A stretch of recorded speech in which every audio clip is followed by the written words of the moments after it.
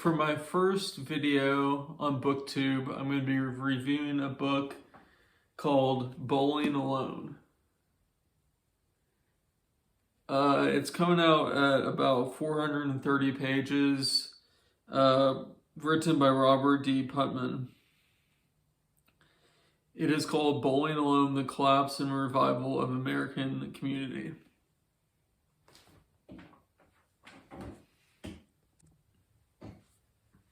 The book is known as the definitive book on social capital, and it was written in 2000.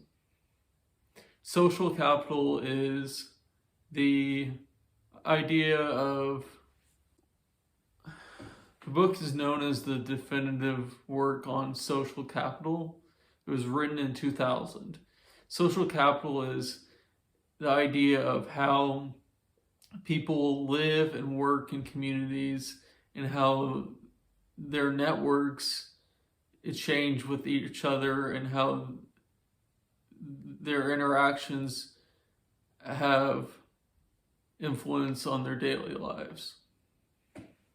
The main argument of this book is that social capital peaked in the 1950s when soldiers returned from World War II and were suddenly parts of organizations such as the Eagles, the Elks, Kiwanis, VFWs, and that sort of thing, where they came together as communities.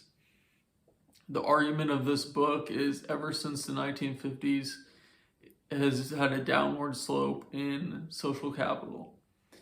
The idea that the children of those who returned from the Great World War II were less involved, the baby boomers were less involved in the practices of social capital and coming together as groups, and then their children, the Gen Xers, were even less involved.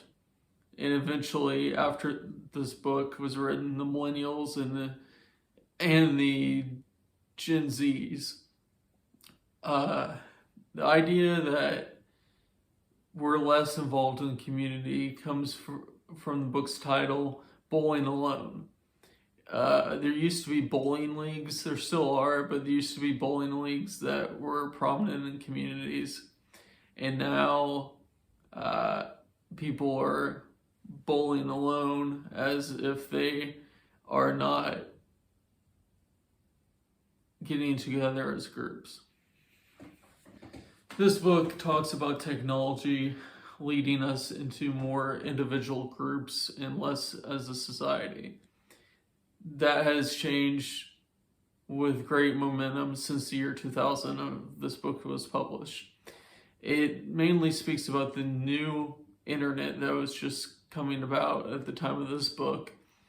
And it talks about TV viewership. I thought this was one of the most interesting parts of this book is when it talks about the viewerships of TV and how there's an opposite correlation where the more TV you watch, the less involved you are in your community and less you want to be involved in the community.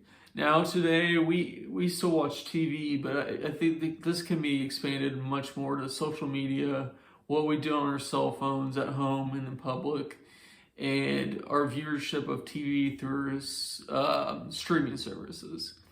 I think we all are now in this day and age where we're all watching our own favorite shows on different streaming networks, and there's no longer a show at 6 o'clock at night that everyone tunes in for and feels a sense of community and talks about it at the water cooler at work the next day. We're all watching our own shows at our own time whenever we want, and there's no sense of community even when we're at home. Today we find ourselves connected through our smartphones, and we're going to church and other public places less and less, and we find ourselves addicted to our feeds, whether it be Instagram, Facebook, anything on your phone. I found it shocking how relevant this book was, because it's before social media, but it talks about how there's a trend of staying alone and not bullying with the rest of society. And it's interesting that this book uses graphs so much. I've never read a book that had as many graphs in it as this. And I understand it's a dense read and it's more of a sociology reference book. So it was a book that took me a while to get through.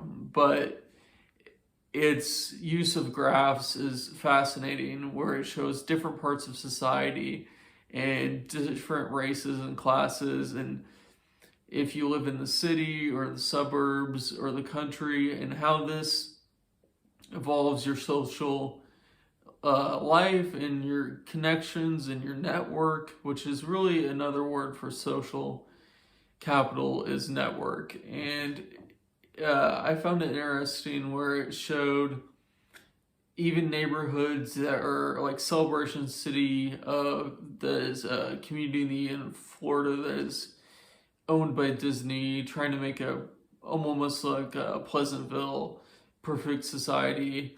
And I think it was actually used for the movie The Truman Show. But there's examples in this book of suburbs that try to make the ideal community for themselves. But I would be interested to know how their numbers stack up against the numbers of other niches in society that don't strive for the same perfection. Overall, this book is fascinating, and I think the most surprising thing is how much some of the ideas hold up to even today, and how it's more relevant than ever that people are drifting away into their own niche part of society and only communicating with like-minded people. I think everyone is now only in these vacuums of society where we're saying something and all we're hearing back is people who feel the same way as us, whether it be about politics or entertainment or anything really. We're in this idea that we live in these echo chambers of society where we hate the other side of whatever political ideal we follow, and we only want to be around people who feel the same way as us. This book really hampers in the idea of getting involved, whether it be through a social organization or